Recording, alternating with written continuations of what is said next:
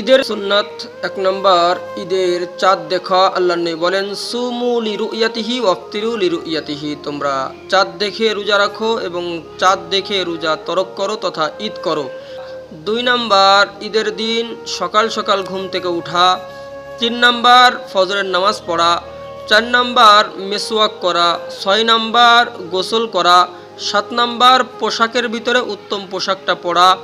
৮ নম্বর, খেজুর খেয়ে ঈদগাহে যাওয়া অথবা সেমাই মিষ্টি কোনো জিনিস। আল্লাহ নবী বেজোর খেজুর খেয়ে ঈদগাহে যাইতেন। ৮ নম্বর, তাকবীর বলতে বলতে ঈদগাহে যাওয়া। আল্লাহু আকবার, আল্লাহু আকবার, লা ইলাহা ইল্লাল্লাহু, আল্লাহু আকবার, আল্লাহু আকবার, ওয়ালিল্লাহিল হামদ। এই তাকবীর ঈদুল ফিতরে আস্তে আস্তে বলতে বলতে ঈদগাহে যাওয়া। আর ৯ নম্বর, পায়ে হেঁটে যাওয়া। ১০ নম্বর, এক রাস্তা দিয়ে যাওয়া অন্য রাস্তা দিয়ে আসা। হাদিসের ভিতরে আসছে, যেই রাস্তা দিয়ে ঈদের নামাজ পড়তে যাবে হাশরের ময়দানে এই জায়গাগুলো তার পক্ষে সাক্ষী দিবে। ১১ নম্বর থেকে গুরুত্বপূর্ণ হলো ফিতরা সকালবেলায় আদায় করে এরপরে ঈদগাহে যাইতে হবে, অর্থাৎ ফিতরা আবশ্যক। তারা ফিতরা ঈদগাহে যাওয়ার আগেই আদায় করবে। ইমাম সাহেবের খুতবা মনোযোগের সাথে শোনা।